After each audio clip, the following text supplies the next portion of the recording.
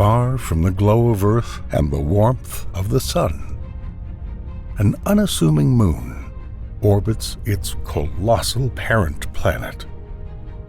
Rhea, Saturn's second-largest moon, may lack the fame of Titan or the drama of Enceladus, but its story is no less fascinating. This frozen world hides secrets in its craters, cliffs, and thin, unexpectedly formed atmosphere. Why does this moon, dwarfed by its neighbors, hold such significance for scientists? From ancient tectonic scars etched on its surface to questions about what might lie beneath its icy crust, Rhea challenges assumptions about the cold, distant moons of our solar system. Perhaps this quiet, frozen sphere still has stories to tell.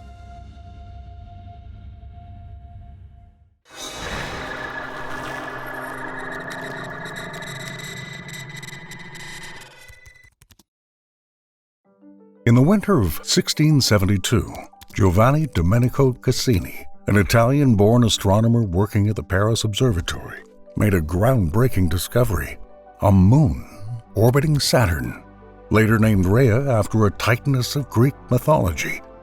This icy world was the second Saturnian moon discovered by Cassini and contributed significantly to our early understanding of the outer solar system.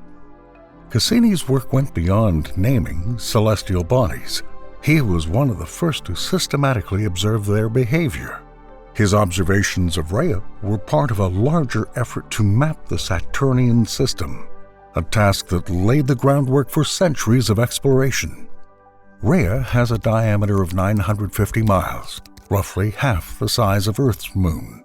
Despite its modest size compared to some of the solar system's larger moons, its reflective surface and synchronous orbit make it an intriguing object of study. Located 327,000 miles from Saturn, it completes one orbit every 4.5 Earth days. Its synchronous rotation means that, like our moon, the same side always faces its parent planet. Rhea's high albedo, a measure of how much light its surface reflects, indicates a composition rich in water ice. This icy makeup not only gives the moon its bright appearance, but also plays a key role in understanding its geological history. For centuries after its discovery, however, Rhea remained a mysterious, glowing point in the sky. The true nature of its surface and orbit only became clear with the advent of space exploration. Voyager flybys in the 1980s provided the first close-up images, revealing a heavily cratered surface marked by bright streaks of reflective icy cliffs. These features hinted at an active past shaped by impacts and possible tectonic processes. So what has humanity learned by getting closer to this distant world? Rhea's surface, shaped over billions of years, tells a tale of its turbulent past. The most prominent features are numerous craters, which offer a window into the moon's geological history. Formed by collisions with asteroids and comets, these craters act as time capsules, revealing information about the objects that struck Rhea and the activity that shaped its surface. One of the most striking features is Mamaldi, a massive crater 300 miles in diameter, which is nearly 1/3 the size of Rhea itself. On Earth, it would span the entire state of Pennsylvania or the country of the Czech Republic. This colossal structure points to an ancient, powerful impact capable of transforming the surrounding landscape. Additionally, dark patches observed at the bottom of some craters may represent material from deeper layers of the moon. These deposits could shed light on Rhea's interior composition and provide valuable insights into its structure. Among the most enigmatic features are the bright streaks first captured by the Voyager spacecraft during its 1980s flybys. These streaks, resembling frozen scars, are actually immense icy cliffs, some towering hundreds of feet tall. Unlike craters, which result from external impacts, these cliffs are believed to have formed through internal processes. Long ago, the Moon likely experienced significant tectonic activity, causing its icy crust to fracture and shift. The bright streaks are particularly adept at reflecting light, suggesting they consist of relatively pure water ice, composed during these ancient shifts. This purity contrasts sharply with a darker material, dominating older, more weathered surface regions. Interestingly, for a long time, this moon was considered geologically inert and atmospherically barren. But in 2010, scientists made a groundbreaking discovery. Data from the Cassini spacecraft revealed that Rhea has an atmosphere, albeit a tenuous one. This finding was astonishing because moons composed mainly of ice and located far from the sun were not expected to harbor any gases. The moon's atmosphere is primarily composed of oxygen and carbon dioxide. However, by Earth standards, it is extraordinarily thin. The oxygen density is 5 trillion times lower than on our planet. Therefore, it's more akin to an exosphere, a sparse collection of particles that hardly interact with each other, than the dense, dynamic systems found on Earth, or even on Titan. The origin of this atmosphere is linked to Rhea's interaction with its surroundings. Oxygen is formed when charged particles, known as ions, from Saturn's powerful magnetosphere collide with the Moon's icy surface. These high-energy particles break apart water molecules in the crust, splitting them into hydrogen and oxygen. The lightweight hydrogen quickly escapes into space, while the heavier oxygen lingers near the surface. This process, known as radiolysis, is not unique to this moon, but is particularly effective here due to its proximity to Saturn's magnetic field. Carbon dioxide, while less abundant than oxygen, is no less intriguing. It's believed to form through the oxidization of organic materials that may exist on or near the moon's surface. When cosmic radiation interacts with these carbon-rich compounds, chemical reactions release carbon dioxide into the thin atmosphere. This hints at the presence of primitive organic molecules, possibly dating back to the early history of the Saturnian system. Rhea's atmosphere is not stable like Earth's. Instead, it's constantly replenished by these processes. Without the continual bombardment of particles from Saturn's magnetosphere, its scant oxygen and carbon dioxide reserves would quickly dissipate into space. This dynamic balance makes its atmosphere a fleeting and fragile phenomenon, entirely dependent on its interactions with its host planet.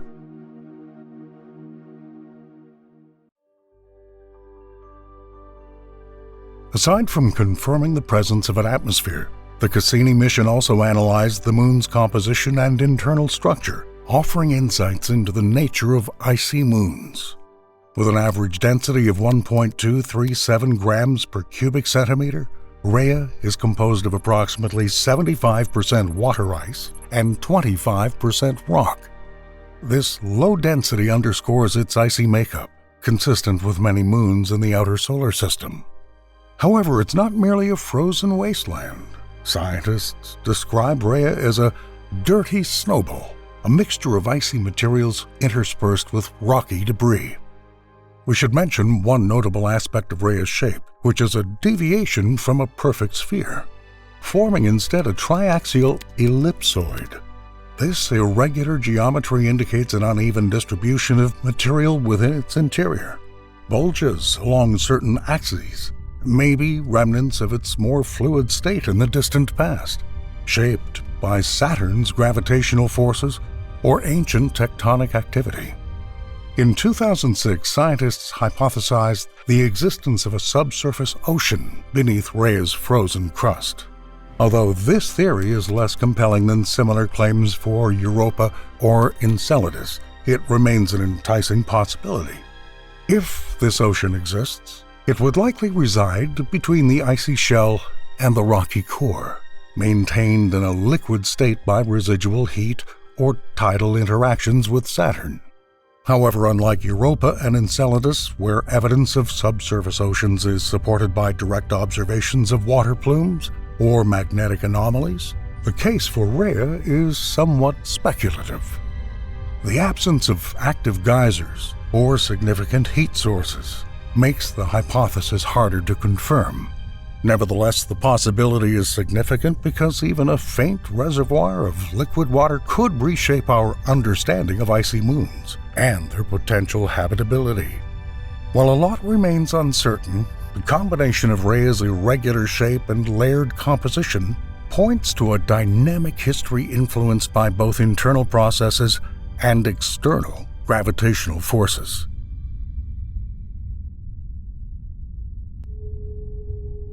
Overall, the Cassini mission marked a turning point in the exploration of Rhea, providing humanity with the most detailed observations of this enigmatic moon. 2 close flybys in 2011 and 2013 allowed Cassini to approach Rhea's surface at distances of 47 and 620 miles, respectively. These encounters enabled scientists to capture high-resolution images of the moon's craters, icy cliffs, and bright streaks. During these flybys, Cassini's set of instruments measured the moon's surface composition, gravitational field, and interaction with Saturn's magnetosphere. Detailed imaging revealed evidence of ancient impacts, tectonic features, and regions where icy and rocky materials are mixed. One of the most significant findings was the confirmation that Rhea does not have its own magnetic field. This was determined by measuring the behavior of charged particles in Saturn's magnetosphere as they interacted with Rhea. Unlike larger moons, such as Ganymede, which generate their own magnetic fields, Rhea's weak gravity and icy composition mean it lacks the internal dynamo required for such phenomena. Another intriguing hypothesis about this distant moon was the potential existence of rings. This idea emerged after Cassini detected anomalies in electron density measurements near Rhea, suggesting the presence of material in orbit. If confirmed, it would have been the first case of rings around a moon in the solar system. However, subsequent observations found no convincing evidence of rings. Imaging systems and particle detectors failed to identify any ring-like structures or associated materials. This rules out the presence of stable rings, though the question of anomalies in the data remain unanswered.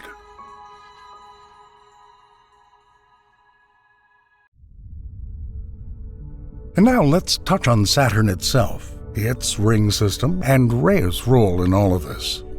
Located in Saturn's diffuse E-ring, this icy moon plays a subtle, yet intriguing role in the dynamics of the ring system. The E-ring, composed primarily of microscopic ice particles ejected during cryovolcanic eruptions from Enceladus, envelops most of Saturn's mid-sized moons. Rhea, orbiting near the outer edge of the ring, is directly exposed to this icy mist, which constantly interacts with its surface. The bombardment of ice grains and other particles from the E-ring alters the surface's properties. Areas subjected to continuous deposition appear brighter and cleaner as ice particles cover older, darker material. This process creates contrasts between regions shielded by topographical features, such as craters and cliffs, and those directly exposed to the inflow of ring particles. Studies of particle impact show that the icy coating created by the E-ring not only changes surface reflectivity, but can also mask underlying geological features. The distribution of these particles is uneven, depending on the moon's orientation and its movement through the ring's particles. This continuous deposition of material closely links Rhea not only to Enceladus, but also to the broader Saturnian system, where the interplay of icy particles, gravitational forces, and the surface geology creates a complex environment where each element influences the others. What is Rhea's exact internal structure? Could Rhea harbor traces of life in a hypothetical subsurface ocean? While there are no missions currently planned, Rhea is likely to be studied during future explorations of the Saturnian system. Despite decades of research, this frozen moon continues to hold many secrets. One of the most pressing questions concerns its internal structure. While its low density suggests it's composed of approximately 75% ice and 25% rock, the precise arrangement of these materials remains unclear. Could the layers beneath the icy crust harbor surprises? An especially intriguing hypothesis is the potential existence of a subsurface ocean. Although evidence for a hidden ocean is weaker than for moons like Europa or Enceladus, the possibility can't be entirely ruled out. If a liquid layer exists, it would likely be located between the icy shell and the rocky core, heated by tidal interactions or residual heat from the moon's formation. An environment like that, even if only mildly active, raises questions about its habitability. Could microbial life persist in such a hidden ocean, surviving on chemical energy rather than sunlight? While missions like Cassini provided invaluable insights, they also left many questions unanswered. For example, due to the lack of direct measurement of Rhea's interior, scientists largely rely on models and indirect data. Further research could uncover not only the moon's internal structure, but also its thermal history, which is crucial for assessing the plausibility of a subsurface ocean. Currently, no dedicated missions to Rhea are planned. However, future explorations of Saturn's system, particularly Enceladus or Titan, could provide opportunities for more detailed study of this moon. The proposed next-generation spacecraft, equipped with advanced sensors and spectrometers, could analyze surface composition, atmospheric interactions, and even gravitational anomalies that might hint at hidden structures beneath the surface. Future missions could also investigate Rhea's role in the Saturnian system. How does the continuous bombardment of E-ring particles affect the moon's surface chemistry? Could its interaction with Saturn's magnetosphere reveal previously unstudied patterns? While these questions may be secondary to the search for life or subsurface oceans, they contribute to a broader understanding of the complex interactions in the outer solar system. Though often overshadowed by its more active neighbors, Rhea remains a fascinating object of study. Its icy surface, potential subsurface secrets, and role within Saturn's broader environment make it a moon worth revisiting. Perhaps one day, inspiring missions will uncover not only Rhea's mysteries, but also redefine our understanding of frozen worlds in the solar system.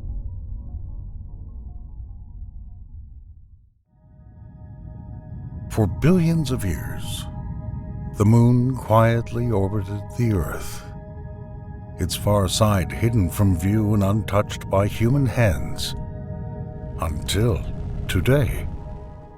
Even now, only machines touch its surface, revealing a world unlike what we thought we knew. China's Chang'e missions have uncovered the secrets of this unseen realm. Strange materials, ancient volcanic relics, and evidence of a history that challenges everything we thought we knew about our closest celestial neighbor. Did you know the two sides of the moon are fundamentally different? The side closest to us, with its smooth, dark plains, tells the story of ancient lava flows. In contrast, the dark side is a rugged, mountainous landscape untouched by volcanic forces. This stark dichotomy has puzzled scientists for decades, hinting at a violent and complex history. Now the stakes are higher than ever. Beneath the shadowed craters may lie the most valuable resource for humanity's future in space. Who will claim it, and at what cost? The coming decade promises change. Two nations, armed with unprecedented technologies, compete to define the future of lunar exploration. Will the next footprints on its surface signify a unified global effort, or the start of a new era of dominance?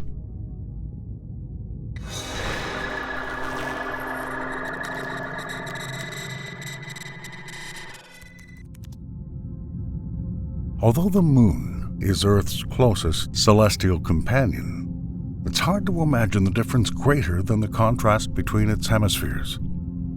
The near side, always facing our planet, feels familiar with its dark basaltic plains and cratered terrain. Conversely, the far side, hidden from view until space exploration began, is a rugged, mountainous landscape holding the secrets of the moon's evolution. China began exploring the moon relatively late, launching its first mission in 2007. This strategic delay allowed the country to build on advancements in space technology pioneered by others, leading to rapid progress. The Chang'e program, named after the moon goddess, embodies this deliberate approach. Each mission has made significant strides in technological capabilities and scientific understanding. In 2018, Chang'e 4 achieved an unprecedented milestone: the first soft landing on the moon's far side. This region, hidden from Earth's view, had never before been explored from the lunar surface. The accompanying rover, U-22, began traversing the rugged terrain of the Van Karman crater. Early in its mission, it discovered an unexpected gel-like material in a small crater. While initial analysis suggested it might be impact glass, a meteorite, the finding hinted at geological complexities on the moon's less explored hemisphere. Additionally, the Chang'e 4's spectrometer provided critical data, including samples thought to originate from the moon's mantle, intriguing lunar scientists worldwide. Launched in late 2020, Chang'e 5 marked China's first attempt to transport samples from the moon back to Earth. The spacecraft performed a flawless series of maneuvers. It landed in the Oceanus Procellarum, collected over 4 pounds of lunar material, and launched the samples back to Earth. Robotic arms extracted material from both surface and subsurface layers, offering an instant snapshot of the moon's history.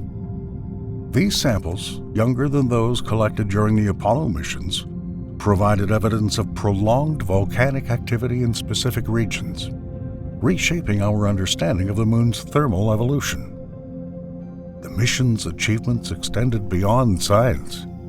The docking of the lander with the orbital module in lunar orbit was the first fully robotic docking performed beyond Earth. Building on previous successes, Chang'e 6 set its sights on the moon's far side, specifically the Apollo crater. In mid-2024, the mission returned the first-ever samples from this enigmatic region. Initial analysis revealed striking differences in the composition of the far side's regolith compared to the near sides.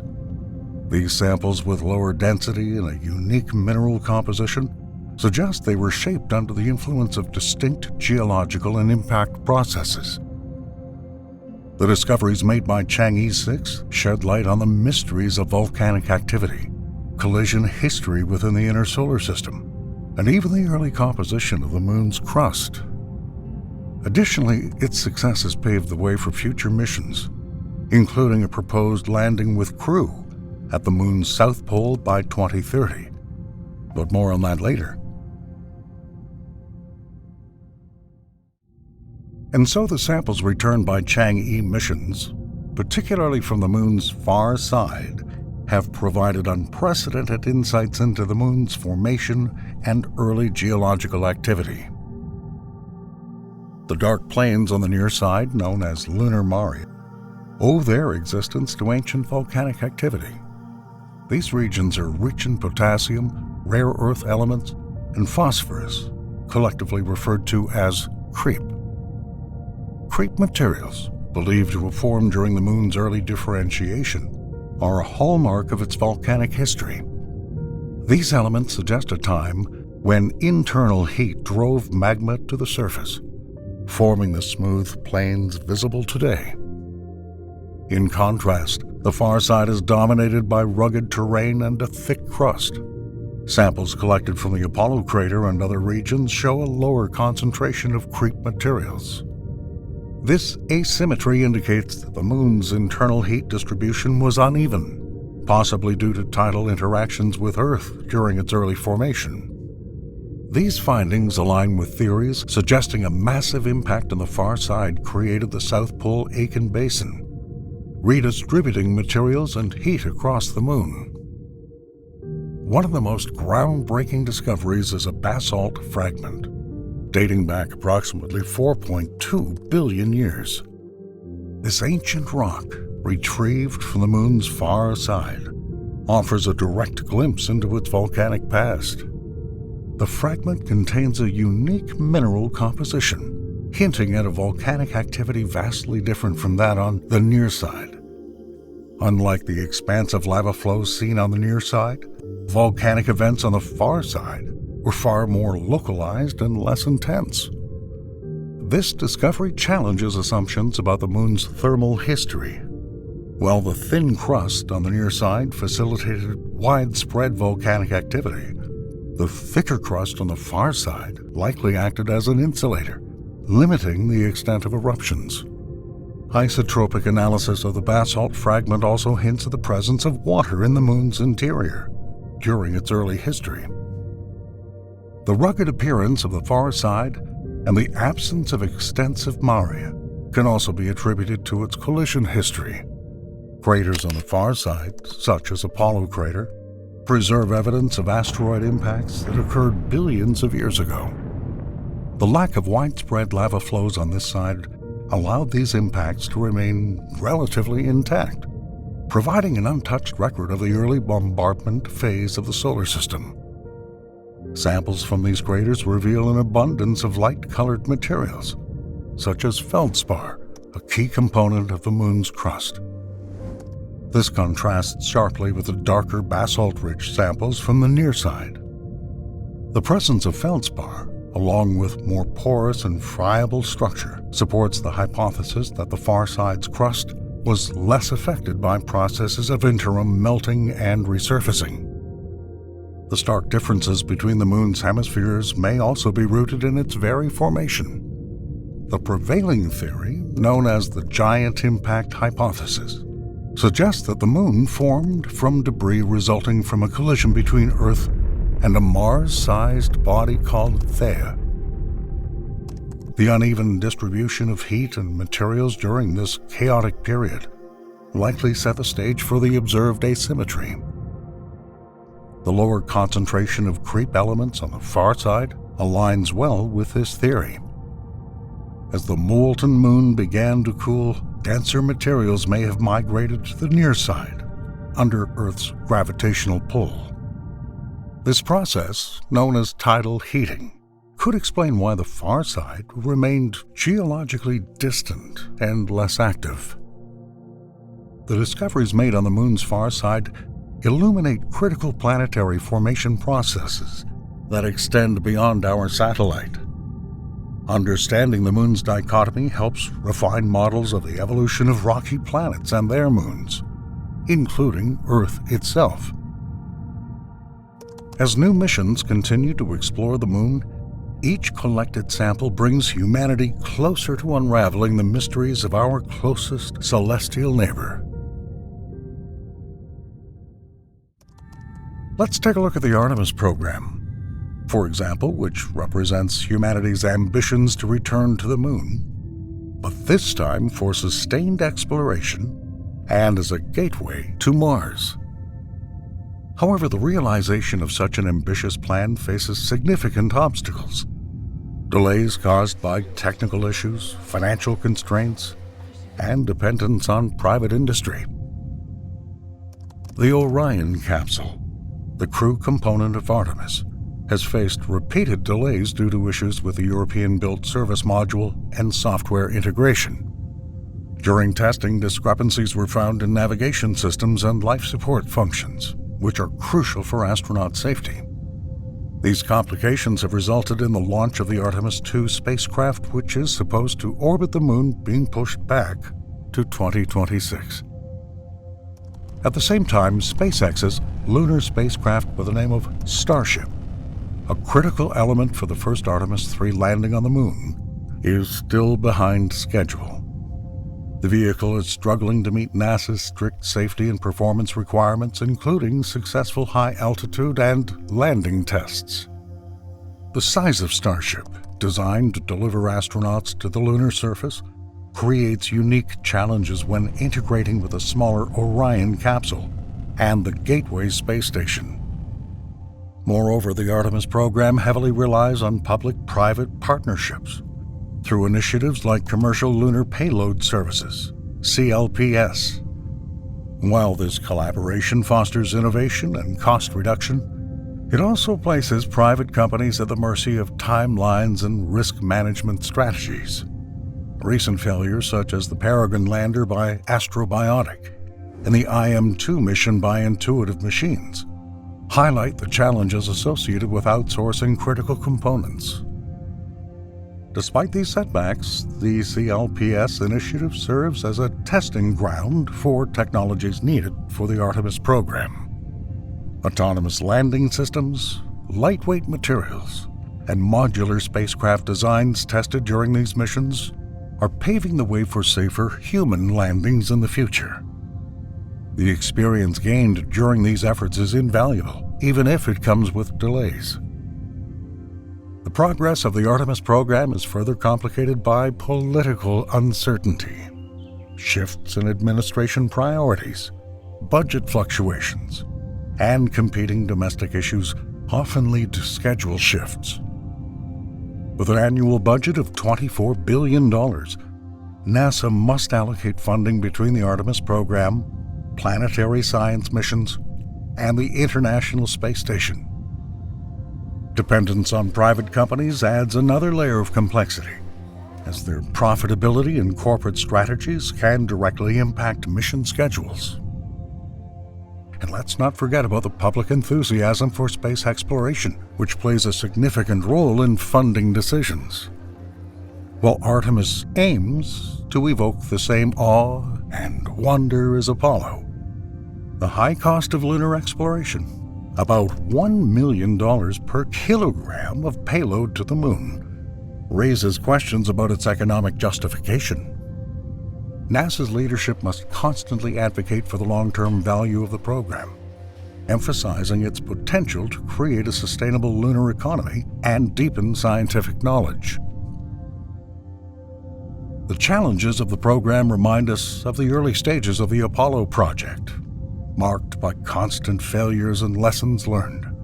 Still, as NASA and its partners work to refine technologies and operations, the program is laying the foundation for a new era of human space exploration.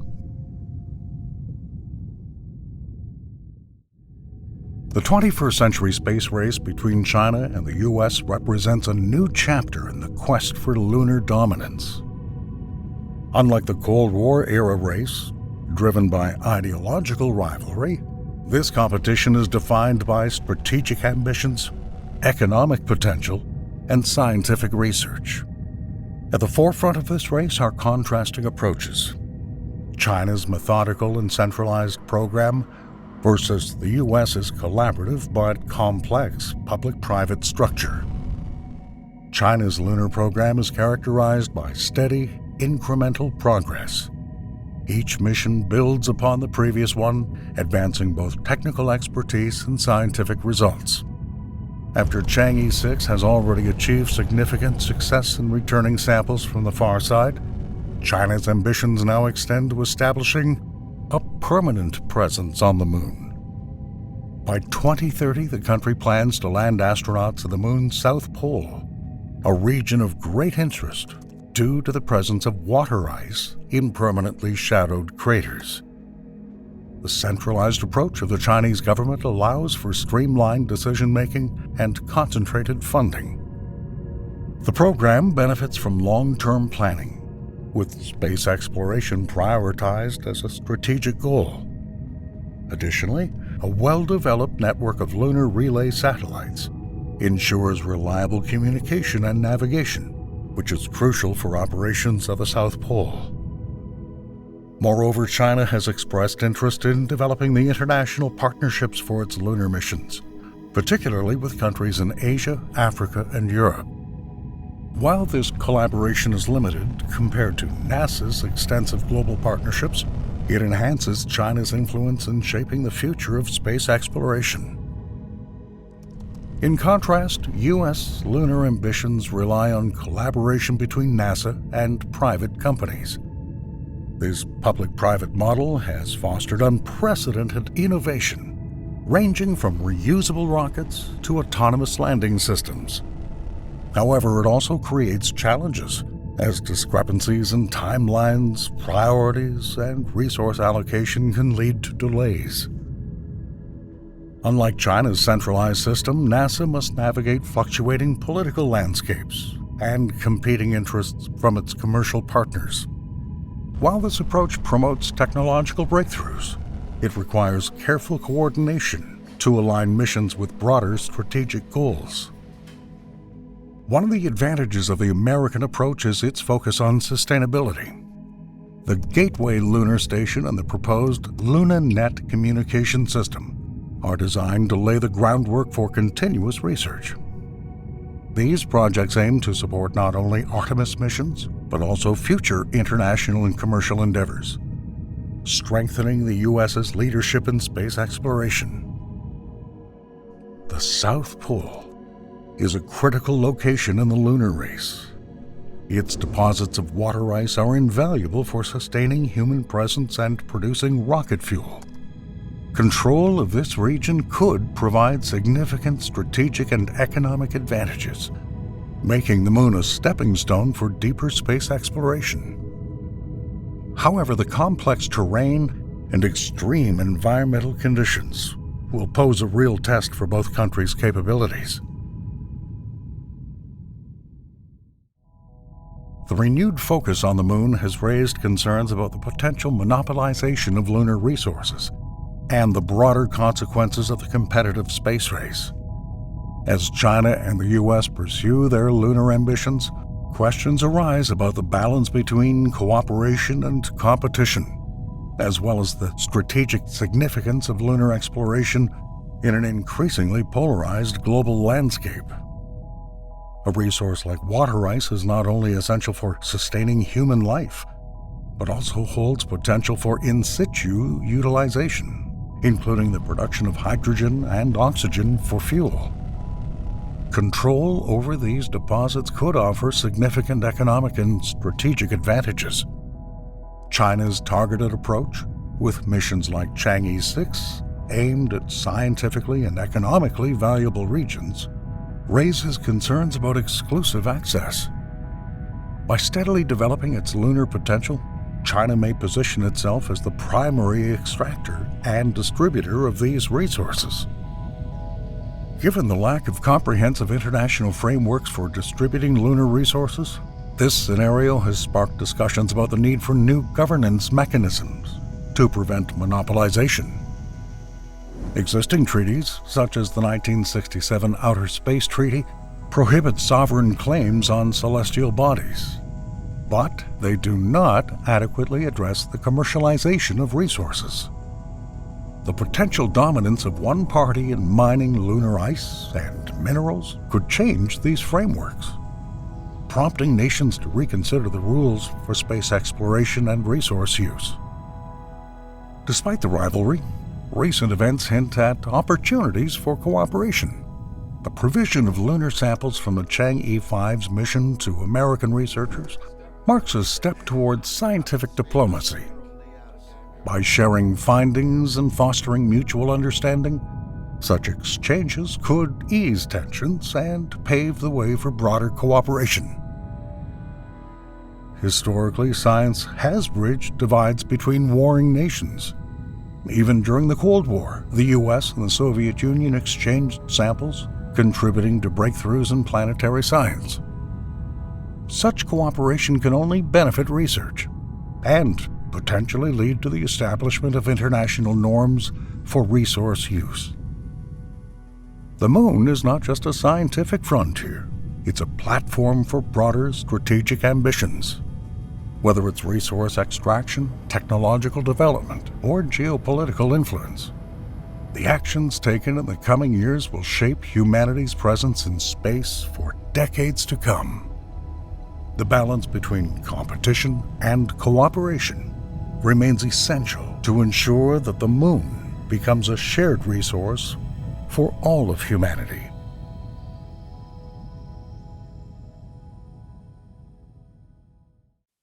Imagine a particle so elusive that trillions pass through you every second but leave no trace.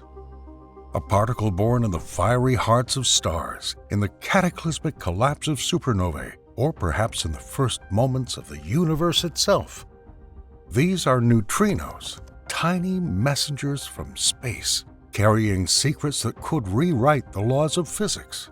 But why are they so hard to detect? And what secrets can they reveal if we finally learn to listen to their whispers?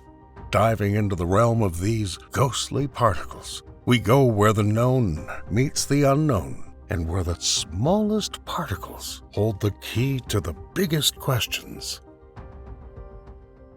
The neutrino story begins in the early 1930s, when the study of particle physics was undergoing a revolutionary transformation. It was a time when the universe was revealing its secrets to those who dared to explore its mysteries.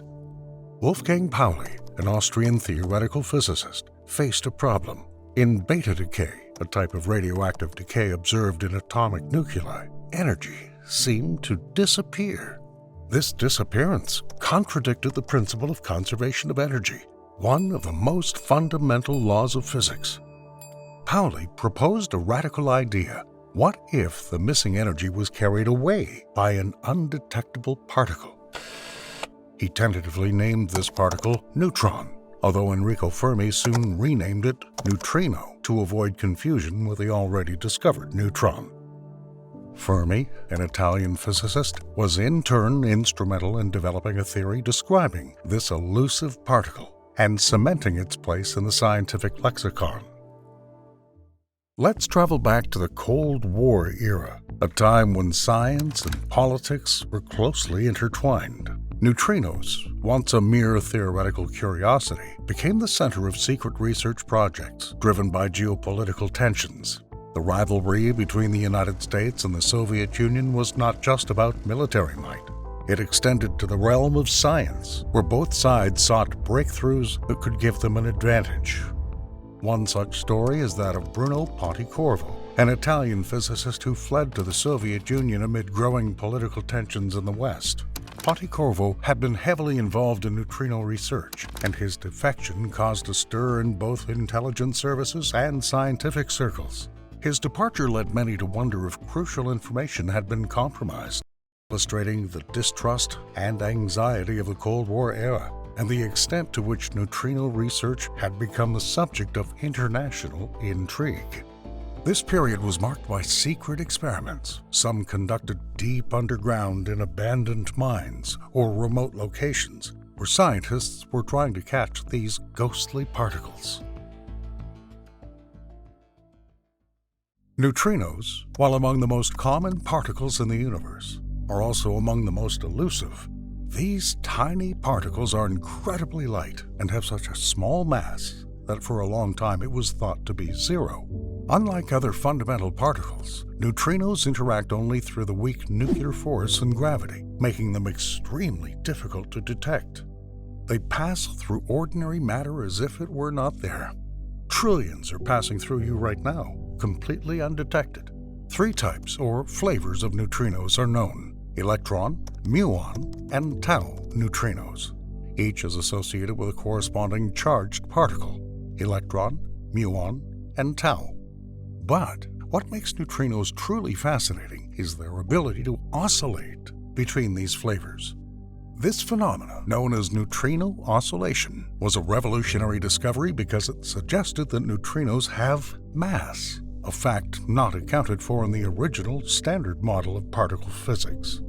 Neutrino oscillation occurs because neutrinos exist in a quantum superposition of different mass states. When a neutrino travels through space, it can move between these mass states, resulting in a change in flavor. This discovery not only won the 2015 Nobel Prize in Physics, but also pointed out gaps in the standard model, changing our understanding of fundamental physics. Neutrinos are also key players in some of the most dramatic processes in the universe. At the heart of a star, nuclear reactions generate huge numbers of neutrinos, which then leave the star almost instantaneously, taking energy with them. Neutrinos are the first particles to fly out of a dying star, signaling the start of a supernova. These particles provide crucial information about the processes taking place in the core, long before the light can escape. When a massive star reaches the end of its life cycle, its core collapses, leading to a supernova explosion. During this cataclysmic explosion, an enormous number of neutrinos are produced, orders of magnitude greater than the energy emitted by light. These neutrinos leave the supernova almost instantly, spreading through space, and some of them eventually reach Earth, giving a glimpse into these distant, violent events. There's also speculation that neutrinos may be linked to one of astrophysics' biggest mysteries: dark matter. Some theories suggest that a type of neutrino, perhaps a sterile neutrino, that does not interact with any known fundamental force other than gravity, may make up dark matter, the invisible mass that makes up most of the universe's matter. Although this remains an area of intense research, the possibility that neutrinos could unlock the secrets of dark matter emphasizes their importance to our quest to understand the cosmos. So the hunt for high-energy neutrinos has taken scientists to some of the most extreme places on Earth. Deep in the ice of Antarctica stands the Ice Cube Neutrino Observatory, scanning the cosmos for these elusive particles. Neutrinos, especially at extremely high energies, are the messengers of some of the most violent events in the universe, events that are still cloaked in mystery. Recent research has begun to peel back the layers of this mystery, pointing to active galactic nuclei, or AGNs, as significant sources of these high-energy neutrinos. AGNs are the luminous centers of galaxies powered by supermassive black holes. When matter falls into these black holes, it releases huge amounts of energy, often forming jets of high-speed particles. However, recent discoveries show that these jets may not be the only source of neutrinos. In 2022, the galaxy NGC 1068 was identified as a likely source of high-energy neutrinos, a discovery that surprised many in the scientific community. The neutrinos were traced to the galaxy's core, where a supermassive black hole is hidden behind thick layers of dust and gas. This discovery disproved the popular belief that such neutrinos can only be emitted by galaxies with bright jets, such as blazars. The surprises didn't end with NGC 1068. Further studies revealed two more galaxies, NGC 4151 and NGC 3079, as potential sources of high-energy neutrinos. The findings strongly suggest that the environment around supermassive black holes and these active galaxies is a powerful neutrino factory. These findings have led to a paradigm shift in our understanding of where high-energy neutrinos come from. As the search for these cosmic messengers intensifies, so does the competition between the world's most advanced neutrino detectors. IceCube has already made remarkable discoveries, but other projects are on the horizon that aim to push the boundaries of our knowledge even further. In Japan, the Hyper Kamiokande is poised to become a leader in neutrino detection. This huge underground detector, located in a cave specially dug for the purpose, will be filled with 260,000 tons of ultraviolet water. The goal is to capture fleeting flashes of Cherenkov radiation produced when neutrinos interact with water molecules, a technique honed over decades of Japanese research. Meanwhile, in the US, the Deep Underground Neutrino Experiment, also known as DUNE, is being built in an old gold mine in South Dakota. Unlike Hyper-K, which uses water, DUNE will utilize a state-of-the-art time projection camera in liquid argon. This technology promises to capture neutrino interactions with unprecedented precision, allowing scientists to map neutrino properties in great detail. Although both the Hyper Kamiokande and DUNE share the common goal of solving the mysteries of neutrinos, their approaches differ significantly. Hyper-K is based on proven technologies and aims at mass data collection. Dune, on the other hand, relies on innovative technologies that can reveal new aspects of neutrino behavior. The stakes are high. Both projects seek to answer fundamental questions about the universe, such as the origin of matter itself. One of the key areas of research will be a phenomenon known as charge parity violation, which may explain why the universe is composed mainly of matter rather than antimatter. Charge parity violation, CP violation, could be the key to solving this cosmic mystery, and Hyper-K and Dune are designed to find it. By comparing the oscillations of neutrinos and their antimatter, antineutrinos, as they pass through space, these detectors can show whether there's a fundamental difference in the behavior of matter and antimatter. But the race to find CP violation is also a race against time. Hyper-Kamiokande is expected to begin collecting data as early as 2027, which could give it an edge over Dune, which is not expected to be fully operational until the early 2030s. The competition between these two experiments could determine the future of neutrino physics for decades to come. The Standard Model of particle physics has long been considered one of the most successful theories in science, providing a framework for describing the fundamental particles and forces that make up the universe.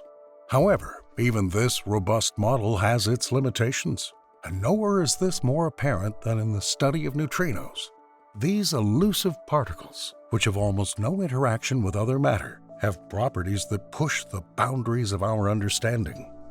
One of the most serious challenges to the Standard Model comes from the discovery that neutrinos have mass.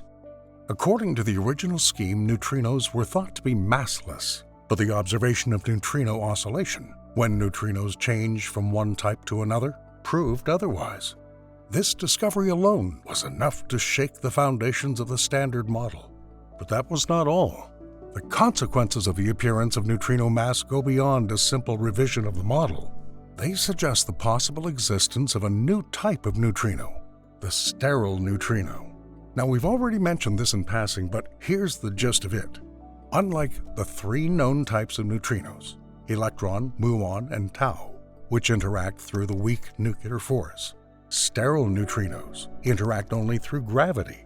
This makes them even more difficult to detect, but their existence may well explain several mysteries in physics. If sterile neutrinos are shown to exist, they'd not only call into question the completeness of the Standard Model, but would open the door to entirely new physics. This would require extending the model to include these new particles, potentially leading to a more unified theory of the fundamental forces. Neutrinos may also provide clues to another profound mystery, the scarcity of antimatter in the universe. According to current theories, the Big Bang should have produced equal amounts of matter and antimatter. But today we observe a universe in which matter predominates, and antimatter is rare. This imbalance is one of the great mysteries of cosmology. One theory suggests that neutrinos and their antimatter, antineutrinos, may behave differently. If neutrinos do break this symmetry, this could later explain why there is more matter than antimatter left after the Big Bang. The T2K experiment in Japan has provided tantalizing evidence for CP violation in neutrinos. In this experiment, beams of neutrinos and antineutrinos are sent on a 185-mile, 300-kilometer journey across Japan to the Super Kamiokande detector. For nearly a decade, researchers have noticed that neutrinos oscillate into different types more often than antineutrinos, suggesting that they may indeed behave differently. This potential CP violation in neutrinos could be the missing piece to explain why the universe is made up mostly of matter. However, the current results, while promising, are not yet conclusive. The level of statistical significance required to recognize a discovery in particle physics is 5 sigma. The T2K results have only reached about 3 sigma, and this means that although the evidence is strong, it's not absolute. To truly confirm the CP violation in neutrinos and unlock the secrets of antimatter rarity, scientists are turning to the next generation of neutrino detectors. Hyper-K in Japan and Dune in the US are poised to take this research to the next level. These massive detectors will collect many times more data with greater accuracy, potentially reaching the 5 sigma threshold. If these experiments confirm CP violation in neutrinos, it could revolutionize our understanding of the origin of the universe and answer one of the most persistent questions in science: why there is something rather than nothing. The study of neutrinos, once considered an obscure branch of physics, may ultimately hold the key to understanding the very fabric of our reality. To answer some of physics' deepest questions, scientists are developing the next generation of detectors, each more advanced than the last. One of the most ambitious projects in this field is the Karlsruhe Tritium Neutrino Experiment, or CATRIN, in Germany. The CATRIN project has one goal: to measure the mass of neutrinos. The experiment aims to observe the beta decay of tritium, a radioactive isotope of hydrogen, to determine the tiny neutrino mass. By analyzing the energy of the electrons emitted in this decay, CATRIN aims to set an upper limit on the neutrino mass, pushing the boundaries of discernibility. CATRIN has already made significant progress, setting an upper limit on the neutrino mass of 0.8 electron volts with sensitivity down to 0.2 electron volts. However, this may not be sufficient to determine the true neutrino mass, which may be even smaller. This realization has sparked a global effort to develop alternative methods and experiments that could surpass the capabilities of CATRIN. Among these alternative approaches is the use of holmium-163 in electron capture experiments. Unlike tritium, holmium-163 decays via electron capture when an electron is absorbed by the nucleus, resulting in the emission of a neutrino and a photon. This releases a minuscule amount of heat that can be detected by extremely sensitive equipment. Experiments with holmium-163 have already demonstrated highly accurate energy measurements, and physicists aim to increase their sensitivity by an order of magnitude. Another promising direction is the Project 8 experiment, which uses a magnetic bottle to capture electrons from beta decay in gaseous tritium. By analyzing the radio waves emitted by these captured electrons, researchers can obtain precise measurements of their energies. Project 8 aims to achieve a sensitivity of up to 0.04 eV, which could surpass the limit set by cosmological studies and provide crucial data on the true mass of neutrinos. The quest to understand neutrinos is not confined to one country or continent. It's truly a global endeavor.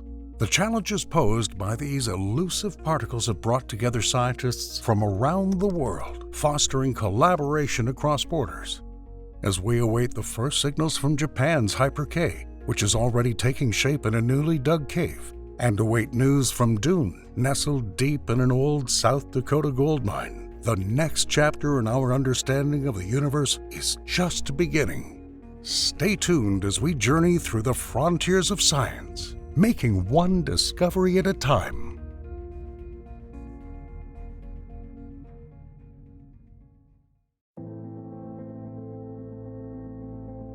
Among the thousands of lifeless planets, it's impossible to find one as picturesque and alive as the Earth, which seems to violate the very laws of the cosmos. All life that has ever appeared on this planet owes its existence to water. The first complex molecules, the first organisms, the first humans, all of them have their roots in water. But how did so much liquid water appear on Earth, among desert planets? For all of science, the place of origin of water remains a mystery. Whether water originated in the hellish bowels of the young Earth or millions of light years away in inaccessible depths of space is a confusing question for all scientists. But the closer we get to the solution, the closer we will get to answering the question, are we alone? Today, we'll try to find the sources of water and life on our planet, diving into the very beginning of the solar system and find out why water chose the Earth, saving it from the fate of Mars and Venus.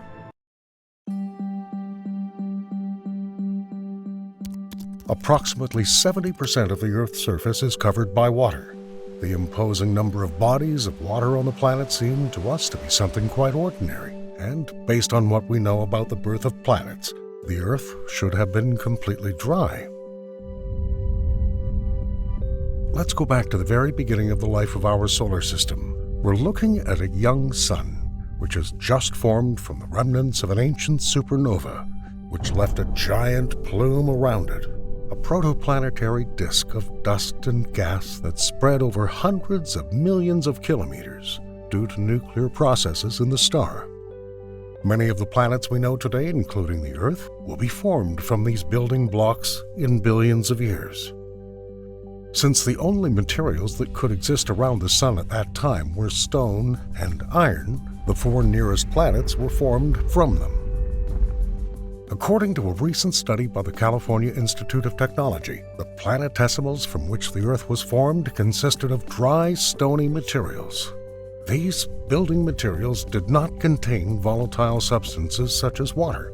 In particular, gas was unavailable in the early stages because it was mostly ejected beyond the orbit of Mars, so an atmosphere was out of the question. But wait, what does the atmosphere have to do with it? In the early days, the Earth did not have a moderate temperature as it does now. The disk was very hot, and the Sun was very active, which is why instead of water, seas of magma were pouring out on the planet under deadly UV radiation.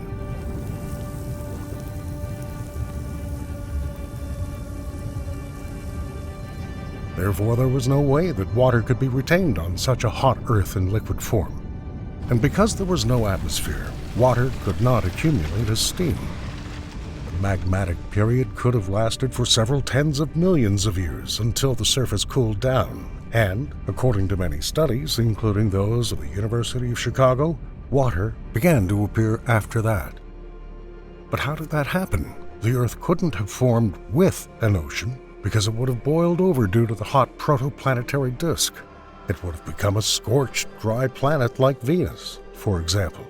Instead, water spilled into its interior, which created the conditions for the emergence of all life that exists today. So how could water get to the dry Earth? Perhaps the answer to this mysterious question is right above us. Water could have been brought to Earth by extraterrestrial messengers traveling through space. No, we're not talking about alien life forms, but ordinary comets and asteroids. In a groundbreaking study conducted by scientists using NASA's Stratospheric Observatory for Infrared Astronomy, SOFIA, water was first detected on the surface of the asteroid Bennu. The presence of water molecules in the rocks of Bennu indicates that such asteroids could have delivered water to Earth in the early days of the solar system. The discovery was made possible thanks to SOFIA's unique capabilities, which include a powerful telescope mounted on a Boeing 747 SP aircraft.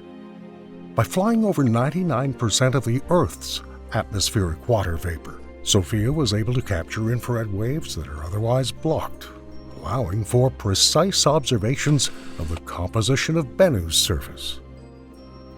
Comets are composed of frozen gases of rocks and dust and orbit the Sun in highly deformed elliptical orbits. They're actually snow comets that carry a lot of water and other building materials, such as methane, ammonia, and carbon dioxide.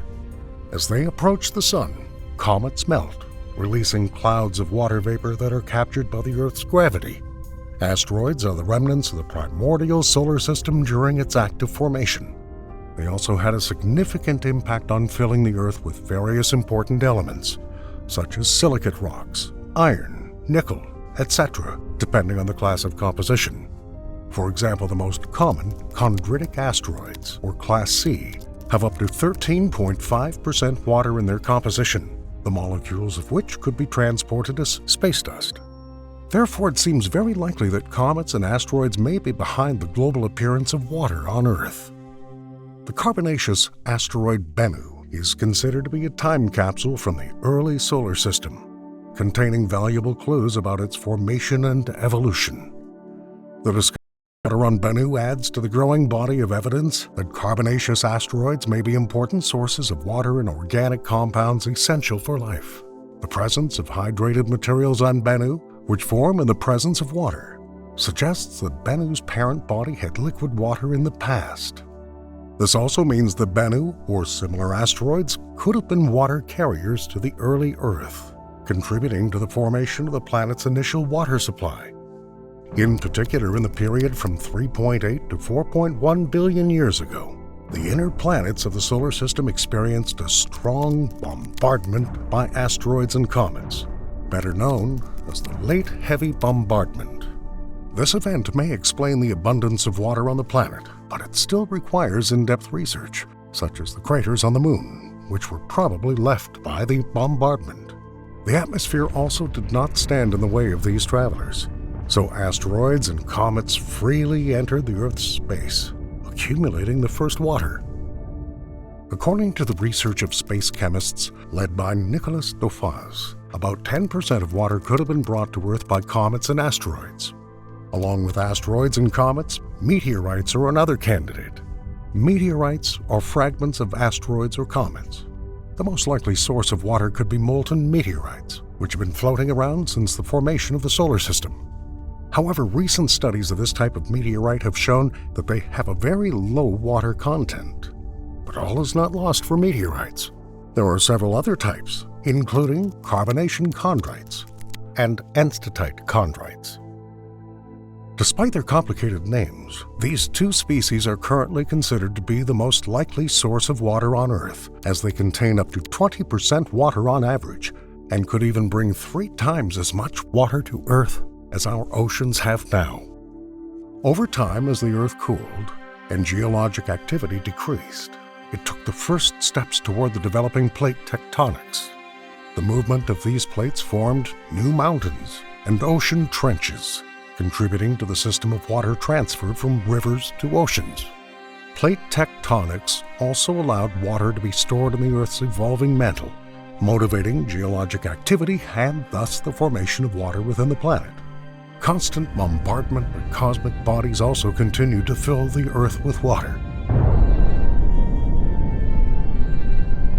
Thus, water arrived on the Earth almost continuously, gradually covering its revitalized surface with water. The still young Earth, which was just beginning its active internal formation approximately between 2.5 and 4 billion years ago, did not have sufficient opportunities to drain water into, for example, the mantle, due to its limited capacity. Therefore, the combined efforts of asteroids, comets, and internal activity could have completely covered our Earth with water, making it a complete water world without a hint of land. In 2021, scientists from Harvard University, led by Junji Dong, conducted a geochemical study of the planet's water reserves. To their surprise, it turned out that the Earth's original ocean could have been 1 to 2 times larger than it is now. According to Junji Dong, this ocean could have flooded 70 to 90% of the early continents. A group of scientists calculated and compared the approximate amount of water in the mantle today and billions of years ago, and found that the ancient mantle could not hold as much water as it does now. This means that residual water would have to be stored on the Earth's surface. This theory can change our entire understanding of how the ancient Earth developed and, in particular, all life. Currently, theories about the origin of living organisms in shallow ponds with a mixture of different minerals and building blocks on land or in hydrothermal substances at the bottom of the ocean are popular. However, the global ocean may upend these assumptions, requiring new explanations of how life came to be or a revision of what we know about the conditions for its formation. For example, scientists are already putting forward the first theories about where organisms evolved. Thomas Carroll believes that protected water pockets in oceanic rocks may be the answer to this question. Yet, if the Earth had remained a water world, the continents and life forms we know would never have formed. The delicate balance between the water brought by asteroids and comets and the Earth's tectonics has made the planet ideal for habitation. And if there was too much water or too little, Junji Dong says, nothing would work.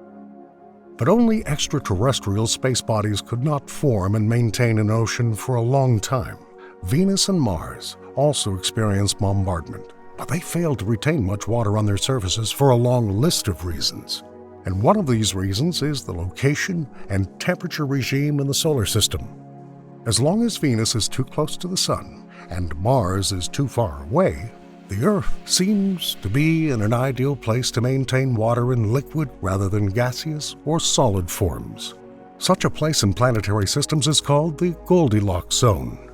This zone, which is most suitable for the emergence of life, differs in each system depending on the type of star. For us, it exists between 0.99 AU and 1.7 AU, right on the edge of the zone. Without the Goldilocks zone, the water that comes to us through external pathways would evaporate or turn into ice. Moreover, the ideal zone maintains the water cycle, regulating weather and climate, and balances the functioning of ecosystems. The Goldilocks zone played an equally important role in the formation of the Earth as a habitable planet, supporting and storing water and all the additional elements brought from outside and formed within the Earth itself. All of the above theories and assumptions require careful and serious research to finally establish the full story of water's origin. The recent discovery of Bennu emphasizes the importance of ongoing research to understand the origin of water on Earth. Such research not only supports existing theories, but also provides new knowledge and evidence, deepening our knowledge of the early solar system and potential sources of water. Missions such as OSIRIS-REx, which collected samples from the surface of Bennu, aim to return these samples to Earth for detailed laboratory analysis. These samples will provide unprecedented information about the mineralogical and chemical properties of Bennu, further illuminating its role in the history of the solar system. But in fact, researching this issue is by no means an easy task. First of all, the water that scientists are most interested in is hidden deep underground under the oceans. The water is likely to have a different composition than seawater, so it would be possible to find out exactly what the main sources of water were. Therefore, scientists are probably currently using the wrong DH, deuterium to hydrogen ratio, for the Earth, which is the main method of comparing the chemical composition of the Earth and other cosmic bodies. However, it's still extremely difficult to get to the mantle. Although scientists have already had some success in this direction, having drilled a mile under the floor of the Atlantic Ocean for the first time, where they retrieved the first pieces of the mantle. But full-fledged and high-quality water studies are still far from being conducted there. Despite this, the difficulty is further complicated by the insufficient sample of comets and asteroids to study the correlation between their chemical composition and water bodies on Earth. The protoplanetary disk around the Sun, as it moves away from it, has a completely different ratio of deuterium to hydrogen in its composition. Therefore, it's difficult to determine where the space body that brought the water could have formed in order to better understand its composition and amount of water. In addition, the diversity of water sources requires a multifaceted study to determine the contribution of each group of objects. To solve this problem, it's only necessary to study several space bodies at different distances to determine which population of space bodies is responsible for water on the planet. But today, scientists can only measure the closest and brightest objects. The water on Earth itself can also confuse the trail due to changes in its composition over millions of years. The search for what filled the Earth with water will take a long time, but gradual improvements in analytical methods and future research missions will one day shed light on the sources of our life, including our own. Scientists continue to work in the hope of advancing our understanding of how water got into the solar system. In 2021, cosmochemist Laurette Piani from the University of Lorraine analyzed a very rare type of meteorite called enstatite chondrite. The isotropic composition of this meteorite is similar to that of the Earth, and it's likely to be a remnant of planetary material from the outer solar system. According to the study, these meteorites could have brought 3 times as much water to Earth as our oceans have now. Moreover, the isotopes of hydrogen and nitrogen on enstantite chondrites match those found in the mantle, which also indicates that most of the atmospheric air could have come from these rocks. However, the composition of seawater does not quite match that of meteorite water. It is possible that other space bodies could have mixed with the water, changing its original chemical content and confusing scientists. On the other hand, a group of scientists led by Edward D. Young put together a completely unexpected theory that could move space objects from the first place in the group of the main sources of water on Earth. Most of the water could have appeared on the planet from former magma oceans, where oxygen interacted with hydrogen in the early atmosphere. The interaction of magma and hydrogen produces water. This amazing process does not negate the impact of asteroids, comets, and meteorites, but rather adds to the history of water on Earth. Finally, in June 2023, another stunning theory emerged that goes against what we know about the formation of the Earth.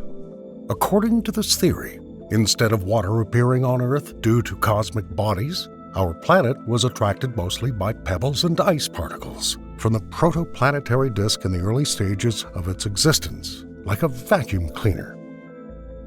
Thus, the presence of water doesn't depend on a random event like comet bombardment, according to lead author Isaac Onyet, and therefore the Earth could have formed in as little as 3 million years instead of hundreds of millions of years. This theory could overturn all knowledge about the formation of planetary systems and the origin of water in particular, so it needs a lot more careful research to make its mark even louder.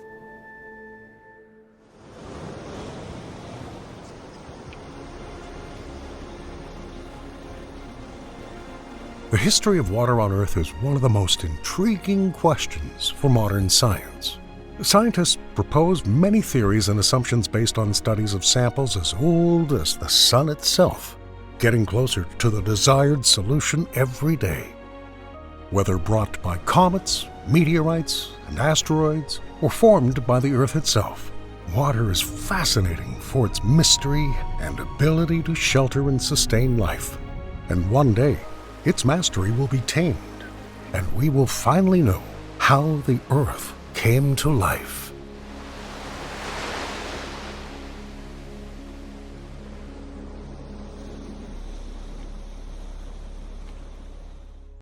In a universe dominated by ancient massive structures, there are places where something unexpected happens that defies the cosmic norm. New galaxies emerge. These rare formations are changing our idea of how the cosmos should behave. While the Milky Way and Andromeda seem to have entered their mature phase, somewhere out there in the far corners, young galaxies are still being born, glowing with the energy of new star formation. But why do these exceptions exist?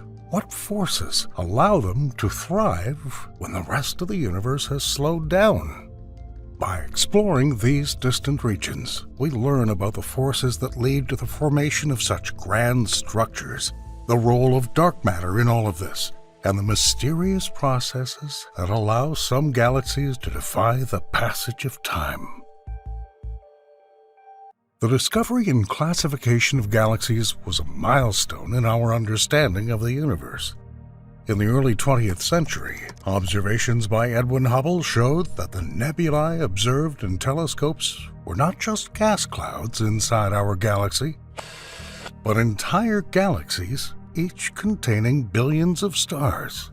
This discovery expanded our understanding of the cosmos beyond the Milky Way, revealing a universe teeming with distant galaxies.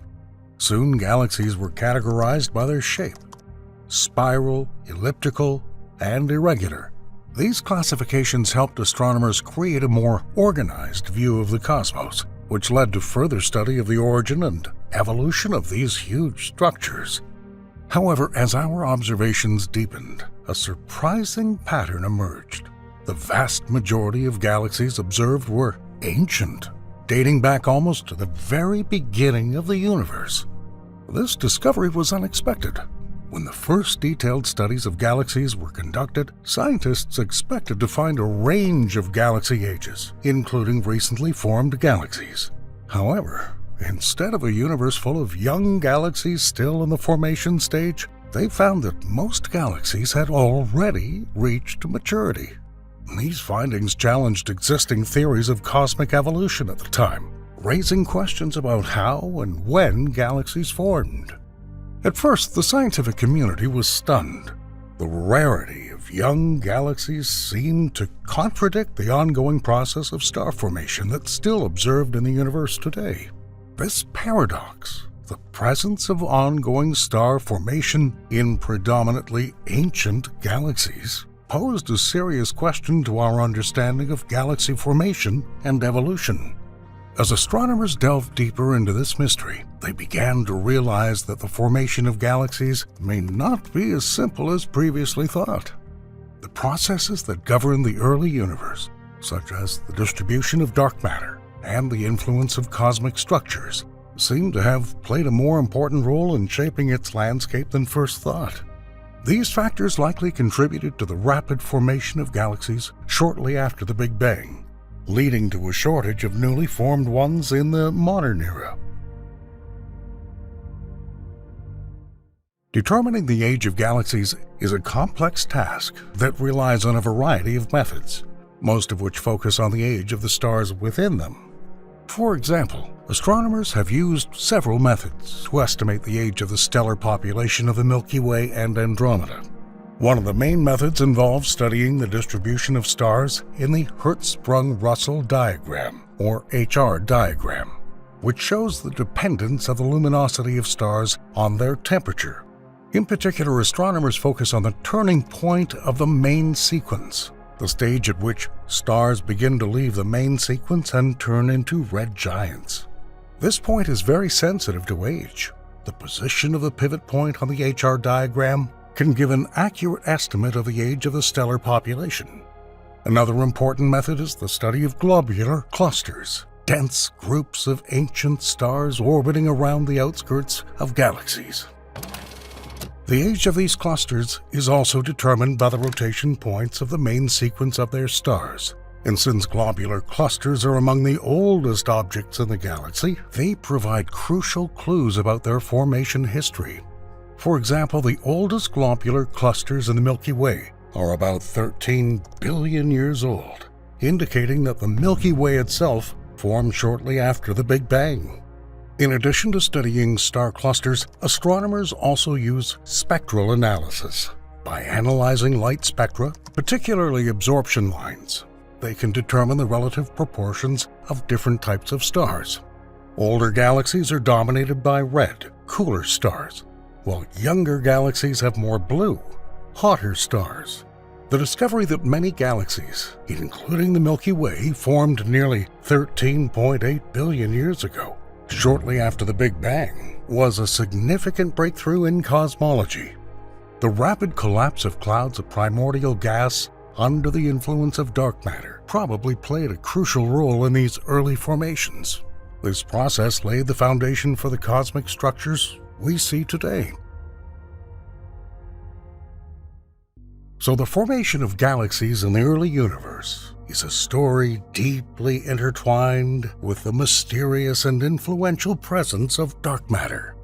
In the chaotic period after the Big Bang, the universe was a hot, dense soup of particles in which matter and radiation were tightly bound together. As the universe expanded and cooled, gravity began to pull matter together into the first structures, tiny clumps of matter known as proto-galaxies. According to scientists, dark matter played a key role in this process. Unlike ordinary matter, which interacts through the electromagnetic forces and radiation, dark matter interacts mainly through gravity.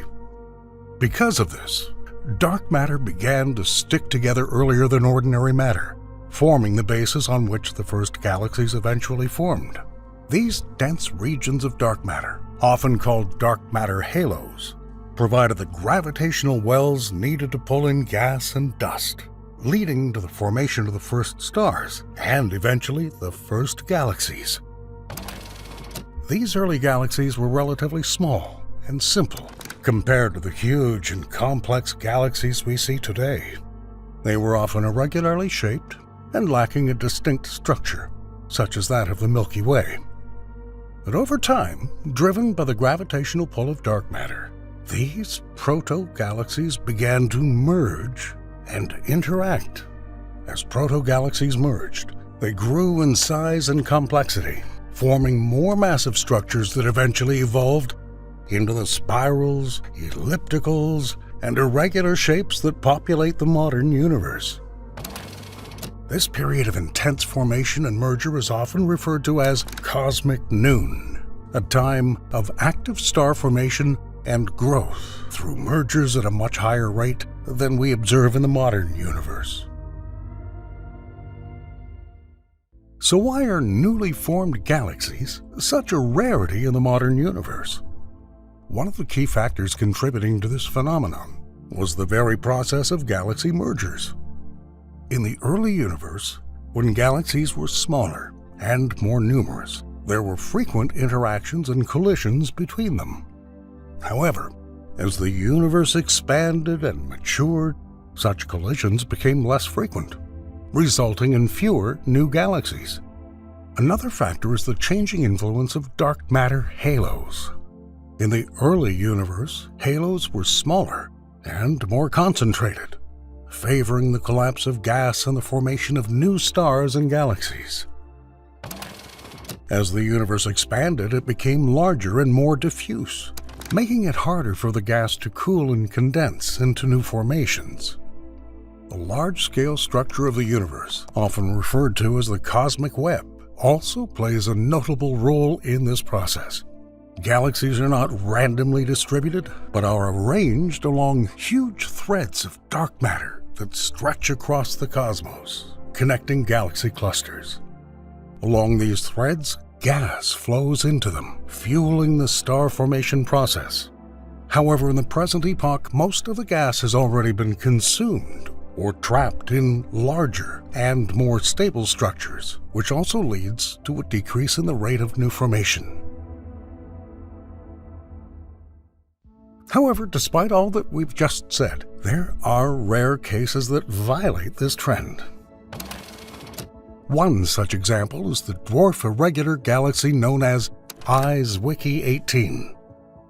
Located about 45 million light-years away, this galaxy is notable for having a relatively recent burst of star formation.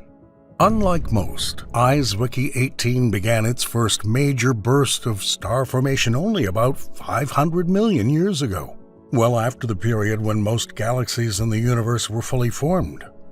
The slow evolution of ISWICKY 18 represents an intriguing case in the study of galaxy formation. Its star-forming regions are characterized by intense ultraviolet emission and stellar winds from young massive stars. The presence of these young stars, combined with the overall low metallicity, suggests that ISWICKY 18 did not undergo the same evolutionary processes as most other galaxies. This late bloom may provide clues to the conditions favoring delayed star formation and raise the question of the role of environmental factors, such as nearby galaxy interactions in triggering or suppressing star formation. Another notable case is a galaxy with a rather unwieldy name of HSC J1631+4426, discovered through observations with a Subaru telescope. Located 430 million light-years away, this specimen is not only young, but also holds the record for the lowest observed oxygen content. The low oxygen content indicates that the galaxy is in the very early stages of its formation and has only recently begun to convert primordial hydrogen and helium into heavier elements through stellar nucleosynthesis.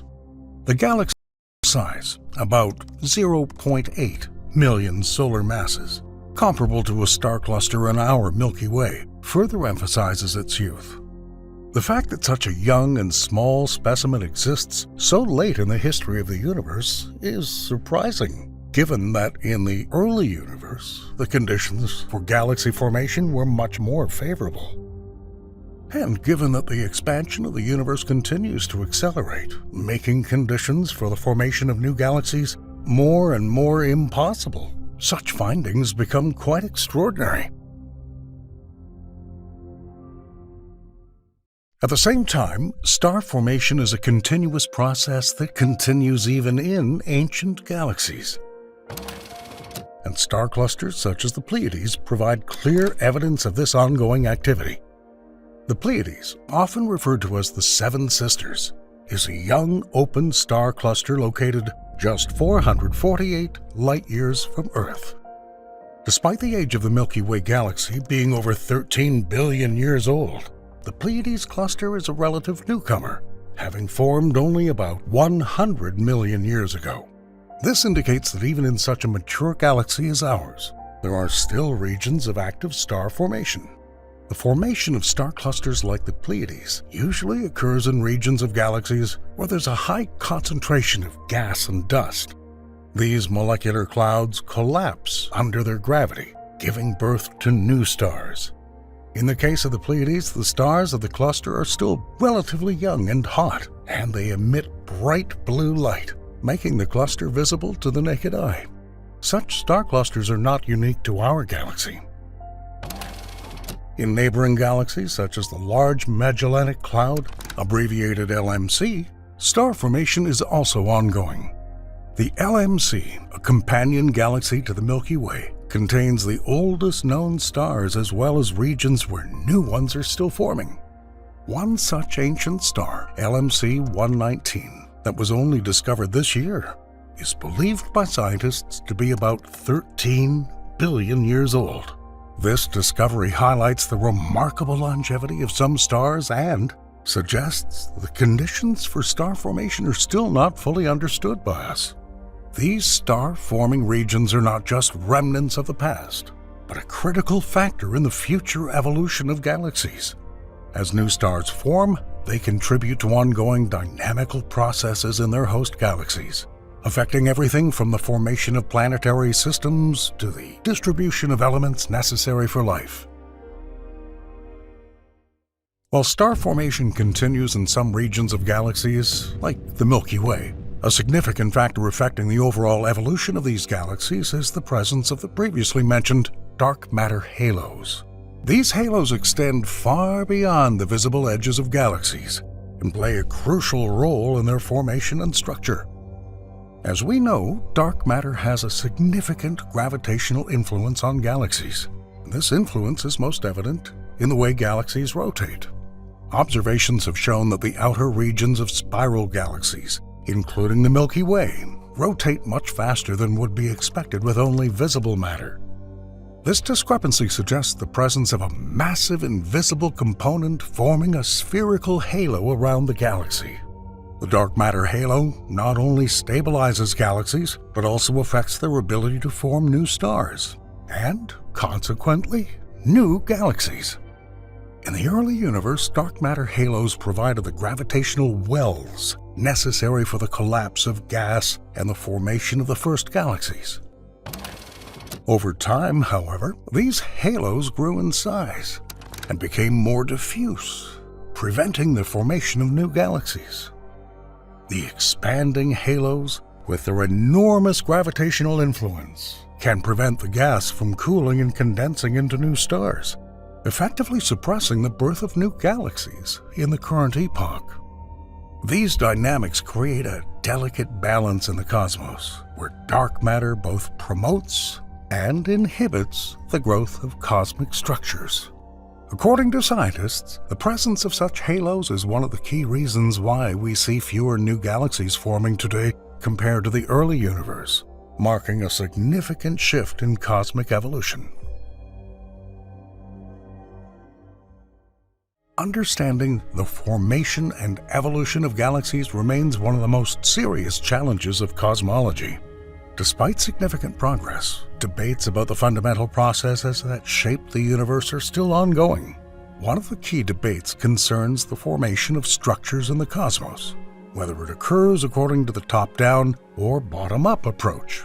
According to the top-down model, large cosmic structures form first, and then they break up into smaller galaxies and clusters.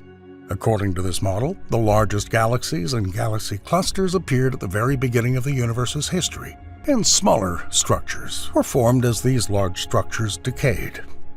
In contrast, the bottom-up model suggest that small structures formed first, and tiny proto-galaxies and star clusters eventually merged to form larger galaxies and clusters. This theory is consistent with the observed hierarchical nature of the universe, where small objects merge into more complex and massive systems over billions of years. Although these models provide a foundation for understanding galaxy formation, recent observations have revealed complexities that challenge both theories. For example, the discovery of ancient massive galaxies in the early universe suggests a more subtle interaction between these processes, perhaps indicating that the true nature of cosmic evolution is a combination of both scenarios. Nevertheless, the search for and understanding of new galaxies continues to drive astronomical research. JWST has already opened new windows into the distant universe, allowing astronomers to peer into an era when galaxies were just forming. One of the most intriguing questions is whether new galaxies are still forming today. While the early universe was fertile ground for galaxies to form, today's cosmic landscape presents a different picture.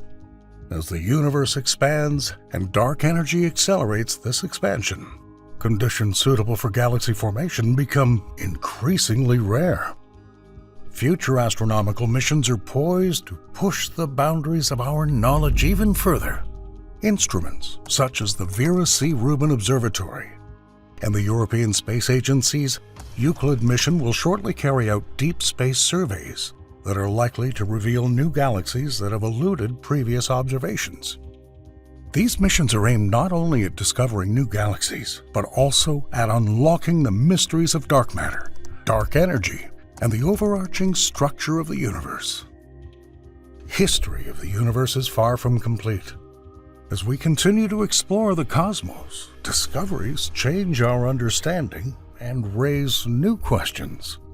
Each glimpse into the distant past brings us closer to unraveling the mysteries of the universe's formation and fate. Stay tuned for more discoveries to come.